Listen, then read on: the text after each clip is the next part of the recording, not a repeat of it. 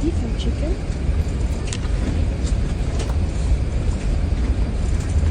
Noi zburăm cu compania asta, se numește Shanghai Airlines și o subcompanie ce aparține de China Eastern. Mai chiar de avion și spate avem și mâncărică bună.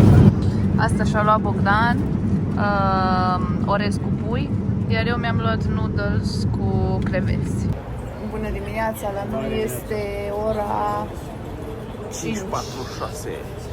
și vlogul ăsta este despre cum petrecem o zi în Shanghai. De ce suntem în Shanghai, vă povestește Bogdan, pentru că el a făcut itinerariul acestei călătorii. Da, deci prin Shanghai s-a dovedit a fi cea mai ieftină metodă să ajungem în Bali. Ei nu știu încă că mergem în Bali. Adică vlogul din Shanghai vine înainte ăsta din Bali. Da.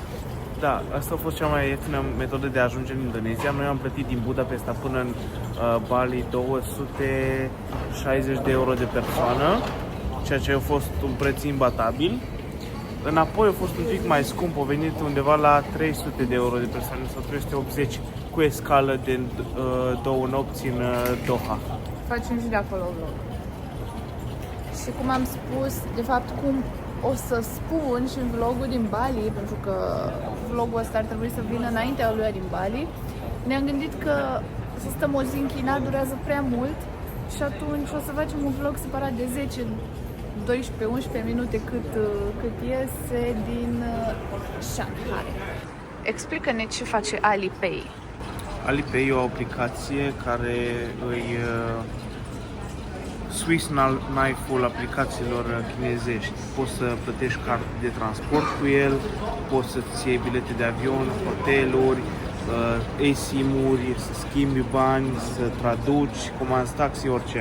Ca să putem să ne descurcăm în China, trebuie să avem o aplicație pe care să plătim. Da, și uite, de aici, filmează invers. De aici, astea sunt butoanele pe care le folosesc. De aici scanez ceva și plătesc. Sau pur și simplu mai ușor pe receiver le arăt doar cardul ăsta. Și la transport, la metrou, am cumpărat opțiune de aici, de transport și le arăt doar ăsta. Foarte interesant, cum au toate lucrurile într-o singură aplicație. Da, Google Maps nu merge aici, așa că trebuie să ne luăm o hartă și ce folosesc ei se numește A-Map și cu asta merge și Google Maps nu merge, merg și Apple Maps foarte bine, dar nu îți arată mijloacele de transport între două locuri, așa că dacă folosești A-Map îți arată și ce mijloc de transport să iei.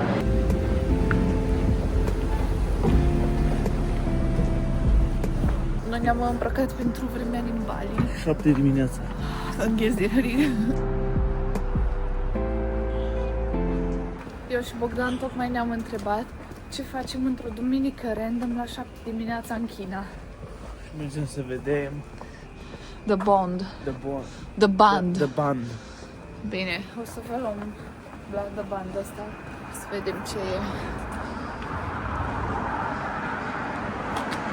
Mai aveam un hanorac la mine pentru întoarcere și l-am luat acum pe mine și am două hanorace și asta, dar tot îngheț. Cred că mergem de vreo 20 de minute și n-am dat de niciun band până acum. Sunt foarte lungi distanțele, aparent. În sfârșit urcăm scările și ajungem la The Band, pe care îl tot vânam. Sunteți pregătiți să vă arăt view-ul?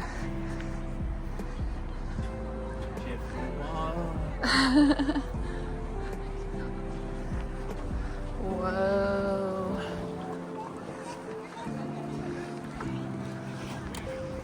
Ăla de acolo, Shanghai Tower, cea mai înaltă clădire din China și a treia cea mai înaltă din lume.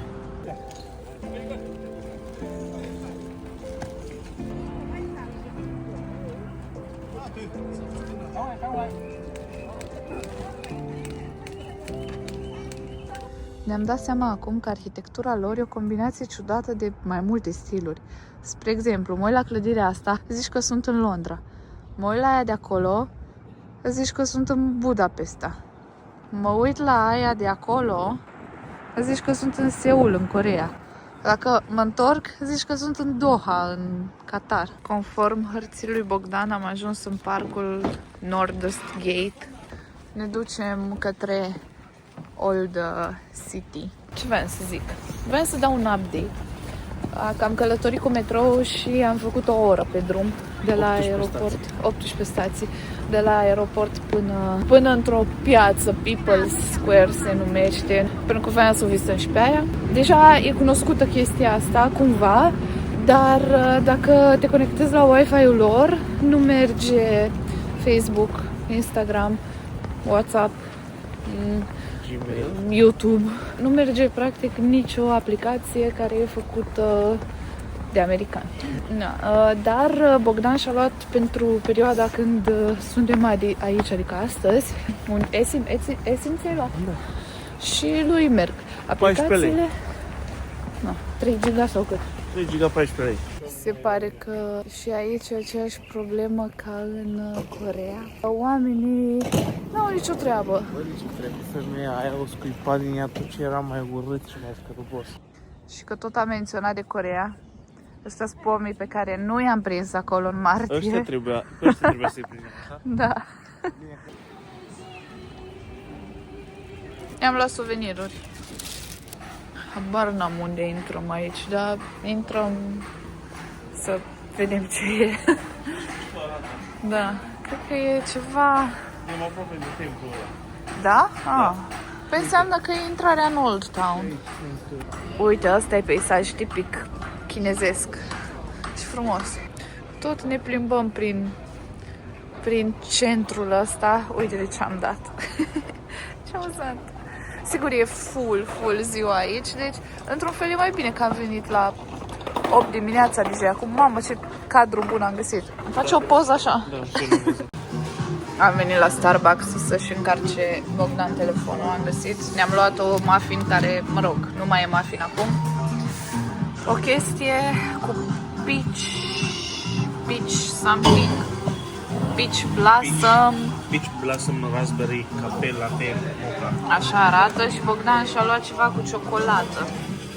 Pentru că muffinul nu avea destul de ciocolată. M-am schimbat, am revenit la outfit-ul normal și voiam să zic că prețurile sunt la fel ca în România. Am dat pe toate astea 11 euro. Heads out to the guy. Să cum? Ne-am luat căciulă. În cazul în care observați ceva diferit la noi, era mult prea frig, mult prea frig, eu leșin. Am ieșit și am zis, poate să mai încălzi pe afară, haide că îmi rămân numai cu un hanorac. De unde? Că imediat l-am luat pe al doilea ăsta, zici că sunt... Ai de capul meu. Ne luăm și câte o perucă dacă nu ne încălzăm.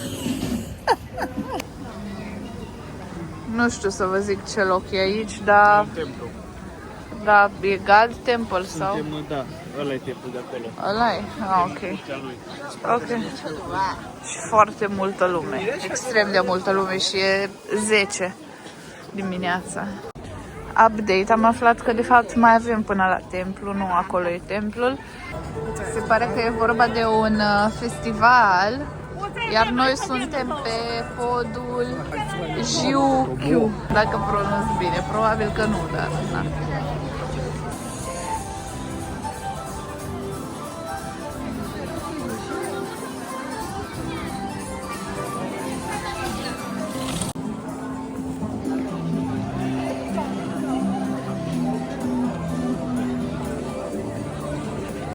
Vă mai amintiți tangulul din Coreea?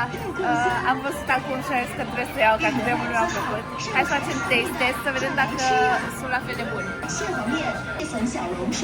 Tangulul este? Approve. Am mai găsit un loc frumos pe străduța asta, doar că pe mine deja începe să mă ia somnul, că se fac aproape 24 de ore de când n-am mai dormit și mă simt destul de obosită, dar aștept zborul și cred că în avion o să dorm, adică sper să dorm tot zborul. De acolo venim noi și avem în fundal și turnul și poarta de intrare.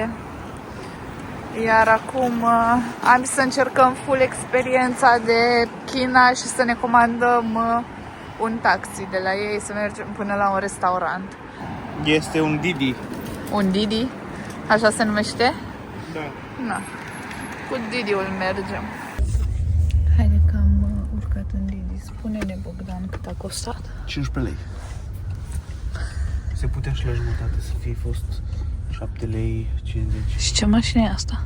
Fei fun. Nu știu, n-am auzit. Am făcut un research pe internet înainte de a veni aici ca să văd ce putem vizita și ce să facem în principiu în ziua asta. Și am văzut că au un dish tradițional. Sunt niște dumplinguri umplute cu supă și carne. Și practic tu iei dumplingul, îl rupi un pic, sorbi supa și mănânci. Acum o să vedem în practică cum iese asta, dar anyway, voiam să zic că au un lanț de restaurante din Tai Fung, așa se numește, da. Da. Din Tai Fung și sunt o mulțime de restaurante de astea în Shanghai și am zis că haide să vedem cum e destul de fancy înăuntru. Suntem primii, nu mai e lume aici pentru că nu e ora prânzului încă. Am dat comanda și ne-a adus apă. Am vrut să beau, am pus mâna pe pahar și apa e caldă. Și acum nu știu ce să fac cu ea. Pui ginger în ea. Și după ne-a adus ginger, dar nici cu asta nu știu ce să fac, că oricum nu-mi place, dar na, ca idee. Da. Ce fac eu cu apa asta caldă? Spuneți-mi, vă rog. Acolo au un magazin Hookah. Foarte mișto, e primul magazin Hookah pe care îl văd. Ce e aici?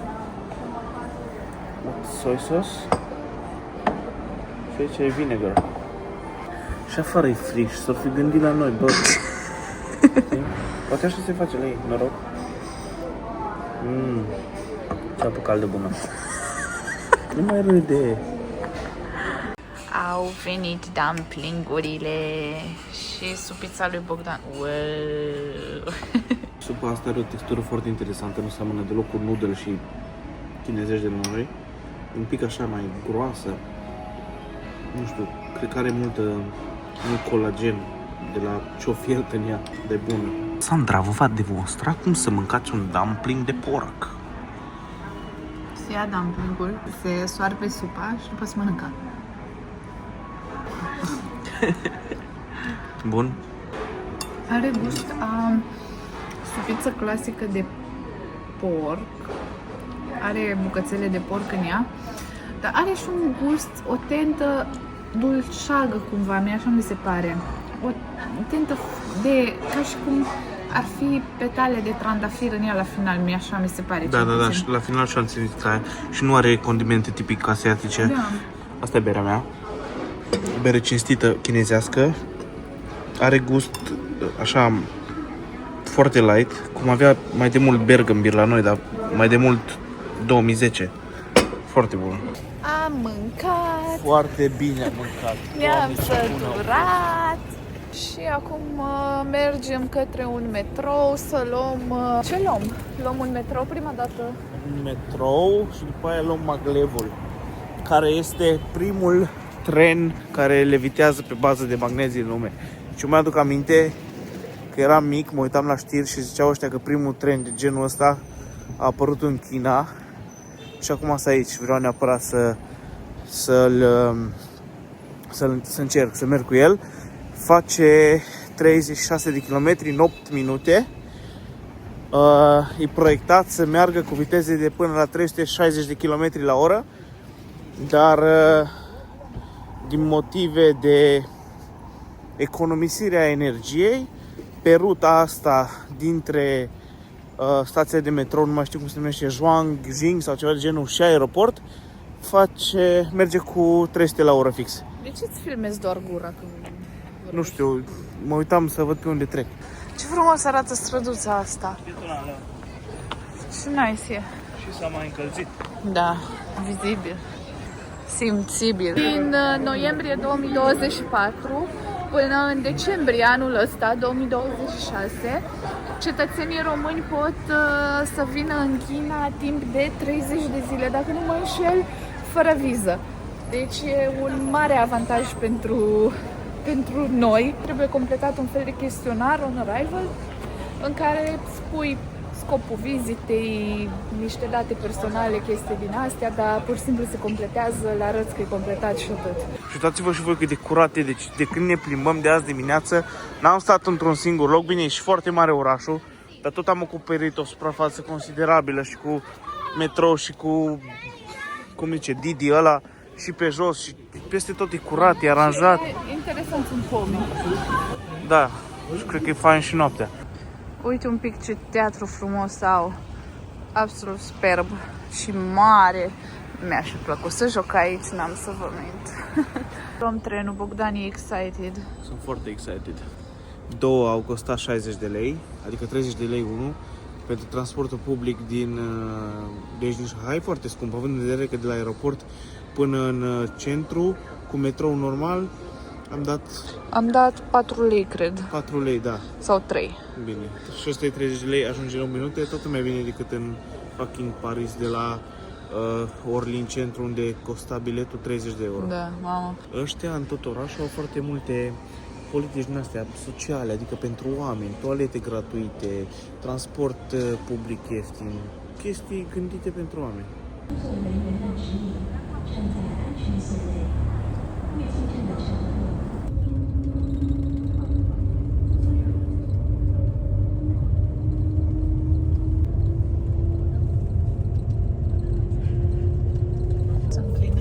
Mă simt ca în carusel. Te simți ca...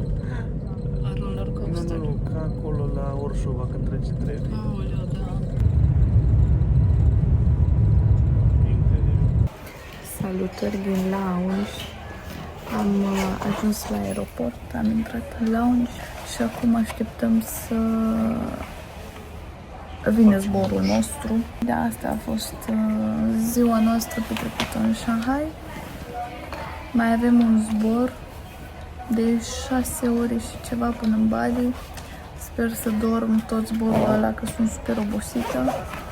Și ne auzim în vlogul din Bali. Bye!